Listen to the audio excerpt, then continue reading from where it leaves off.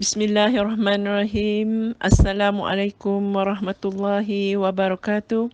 Saudara seiman semuanya, Alhamdulillah sehingga ke hari ini adalah kali yang ke-10.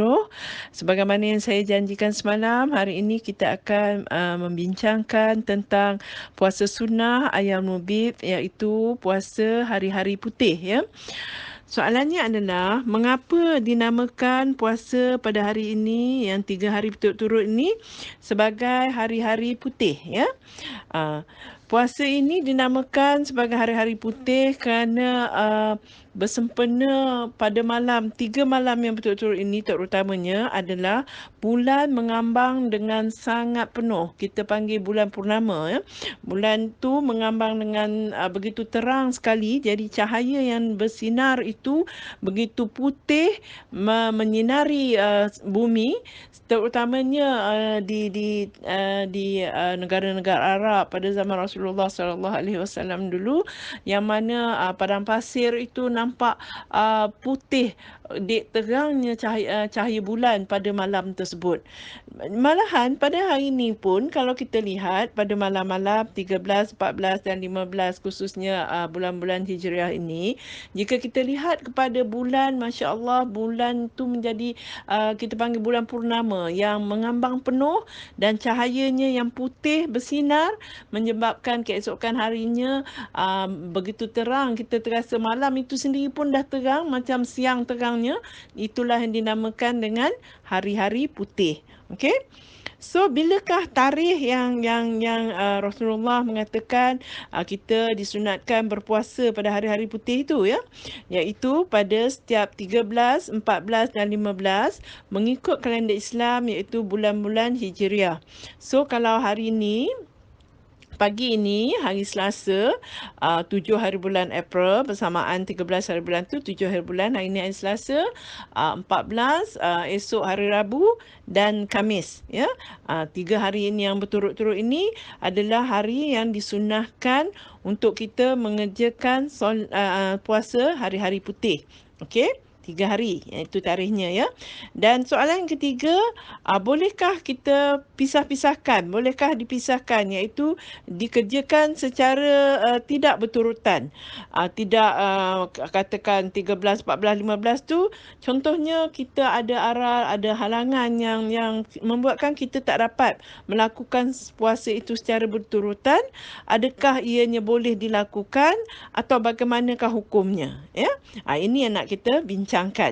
Contohnya, katakanlah pada hari ini kita terlepas pandang, yang kita tak perasan bahawa hari ini adalah dah hari-hari putih, hari-hari sunat, disunatkan berpuasa hari-hari putih ni, kan. Jadi kita terlepas pandang. Apa yang patut kita buat? Adakah kita telah melepaskan saja peluang untuk berpuasa itu atau bagaimana, ya? Okey. So, sekarang ni kita menjawab soalan tadi sama ada setelah kita tahu bila tarikhnya. Jadi kita menjawab soalan tadi, bolehkah kita melakukan puasa ini tidak secara berturutan? Mana kita boleh melangkau. Contohnya, kita puasa hari ini, pagi ni kita puasa, esok kita ada aral dan kita tak dapat melakukannya. Kita melakukannya lusa dan baru 2 hari pula. Jadi macam mana? Okey? Sekarang ni kita melihat kepada hadis yang mana jika kita melihat pada hadis yang berturutan ini, iaitu hadis yang mana Nabi SAW bersabda kepada sahabat Abu Zar Al-Ghafari, iaitu Nabi bersabda, "Wahai Abu Zar, jika engkau berpuasa 3 hari dalam setiap bulan, maka berpuasalah pada 13, 14 dan 15, iaitu bulan-bulan Hijriah."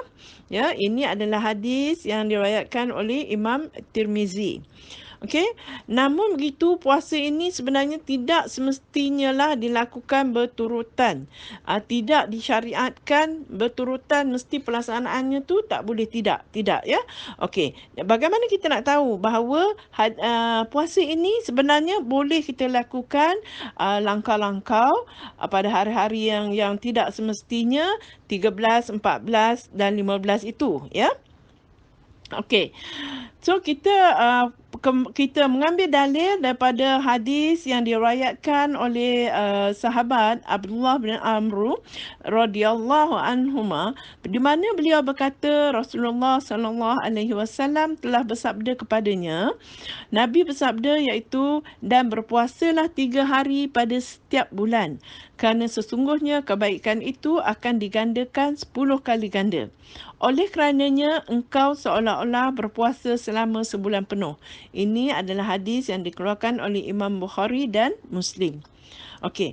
So maknanya dalam hadis ini Rasulullah sallallahu alaihi wasallam menyuruh sahabat baginda iaitu Abdullah bin Amr untuk melakukan puasa 3 hari dalam sebulan tanpa ditentukan tarikh sebagaimana dalam hadis yang terdahulu, di mana hadis daripada Abu Zar tadi ditentukan, disebut tarikhnya 13 dan 14 hari bulan setiap bulan-bulan Hijriah.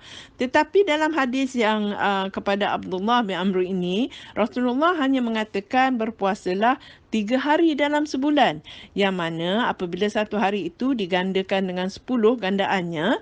So bila kita berpuasa sekurang-kurangnya 3 hari dalam sebulan digandakan dengan 10, sepertinya kita telah berpuasa sebulan penuh.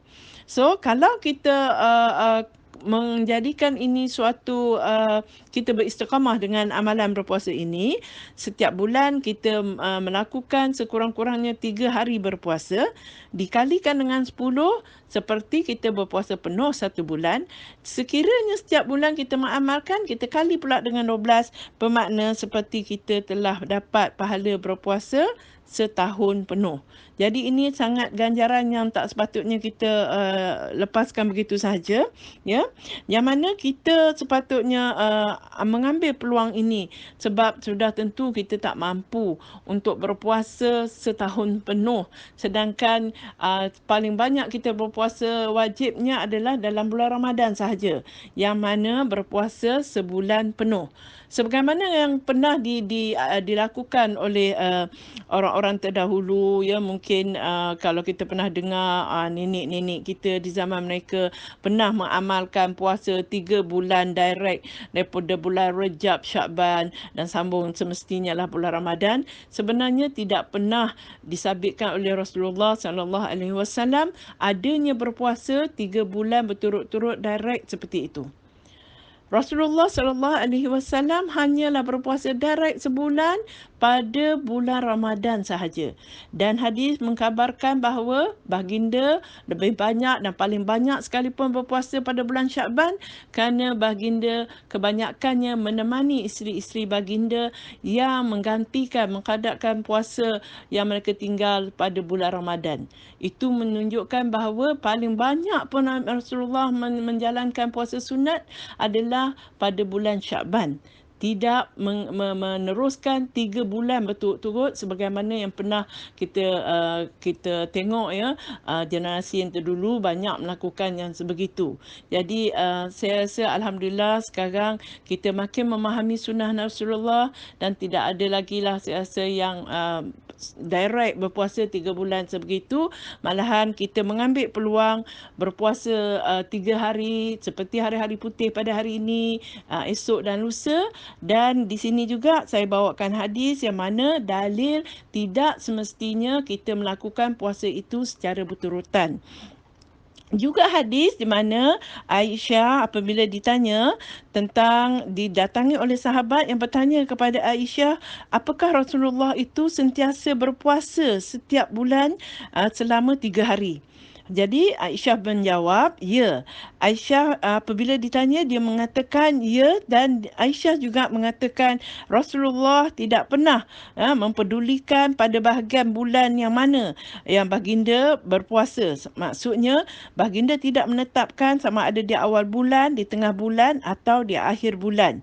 Ini menunjukkan baginda berpuasa sehingga tidak dapat kita nak katakan baginda itu berpuasa di awal ataupun di tengahnya ataupun di akhirnya, mengikut daripada hadis yang diriwayatkan oleh Aisyah ini mengatakan baginda tidak mempedulikan di mana bahagian pada bulan itu yang khususnya baginda berpuasa. Okey. Jadi dalil ini apabila datangnya hadis di mana Rasulullah mengabarkan pada khususnya 13, 14 dan 15 setiap hari bulan Hijriah itu, pendapat ulama sepakat mengatakan itu adalah dari segi afdaliyahnya sahaja, ya. Bukan pengkhususan yang sepertinya mesti, tidak boleh tidak, mesti dilakukan pada tarikh-tarikh tersebut secara berturutan. Okey. Dan dalam riwayat lain juga kita ada mendapati bahawa baginda Rasul sallallahu alaihi wasallam juga sering berpuasa pada Isnin pertama setiap bulan Hijriah dan diikuti dengan mana-mana 2 hari Khamis yang berikutnya. Mungkin Khamis minggu kedua, ketiga atau Khamis minggu keempat. Tidak ditentukan Khamis yang mana satu tu, tetapi tetap baginda mengamalkan 3 hari berpuasa dalam satu bulan itu. Ya. Jadi saya rasa ini menjawab persoalan yang mana bila ditanya apakah puasa sunat hari-hari putih ini mesti dilakukan secara berturutan, ya. Okey. Kemudian katakanlah ada sahabat kita di luar sana yang mungkin terlepas pandang dan baru mendapat WhatsApp saya pagi ni, ya. Tengok-tengok, alamak, I tak niat malam tadi, saya terlupa nak berniat untuk nak puasa hari putih ni. Jadi apakah boleh sahabat meneruskan puasa pada hari ini, memulakan puasa yang pertama pada hari ini tanpa kita terlintas hati kita nak puasa malam tadi kerana kita terlepas pandang, ya. Okey. Dalam keadaan macam ni, kita mengambil peristiwa yang Rasulullah sallallahu alaihi wasallam sendiri pun pernah mengalami peristiwa di mana baginda Rasul pada suatu hari, suatu pagi, pergi ke rumah salah seorang isteri baginda dan bertanya, apakah kita ada sesuatu untuk dimakan pada pagi ini? Ya, dan isteri baginda menjawab, kita tidak ada apa-apa yang untuk dimakan pada hari ini. Maka baginda menjawab, kalau begitu sesungguhnya aku berpuasa pada hari ini.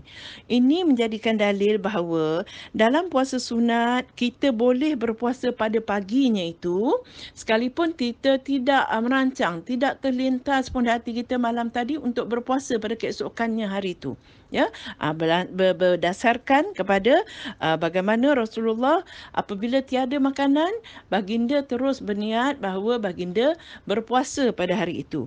Jadi maknanya bagi sesiapa yang mungkin terlepas pandang bahawa hari ini dah bermulanya 13 hari bulan Syakban, bermulanya puasa hari-hari putih, jadi dia malam tadi tu tak perasan, boleh saja sahabat meneruskan puasa, memulakan puasa, asalkan saja sahabat tidak makan atau tidak minum sesuatu selepas daripada masuknya waktu subuh tadi, ya.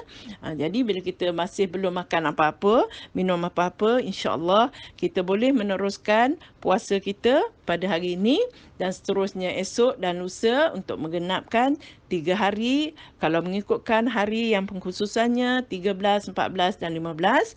Tetapi setelah kita mengetahui adanya dalil-dalil di mana Rasulullah tidak secara khusus menegaskan sangat kita mesti mengikut tarikh yang disebutkan ini, bermakna ada kelapangan, ada keluasan kita boleh memilih hari-hari yang lain sekiranya kita ada aral yang menghalang untuk kita melakukan puasa secara berturutan ini pada hari-hari lain yang dapat memberi kita keluasan dalam menjalankan puasa, sekurang-kurangnya dapat berpuasa 3 hari pada setiap bulannya. Okey, alhamdulillah saya rasa dah terjawab tentang bagaimana kaifiatnya, bila waktunya dan apakah yang menimbulkan persoalan sama ada harus dilakukan secara berturutan atau tidak. Semoga bermanfaat dan saya harap kita dapat saling ingat mengingat tentang sunnah Nabi ini. Semoga lebih ramai yang dapat mengetahui dan beramal dengannya. InsyaAllah saya ucapkan supaya kita dapat menjalani ibadah puasa sehingga ke penghujungnya hari ini dan jangan lupa memperbanyakkan doa sewaktu kita berbuka puasa, dan semoga kita juga tidak didatangi aral untuk meneruskan berpuasa hari-hari putih ini pada hari lusa dan tulatnya, insya-Allah. Okey, Assalamualaikum warahmatullahi wabarakatuh. Subhanakallahumma wa bihamdika asyhadu an la ilaha illa anta astaghfiruka wa atubu ilaik.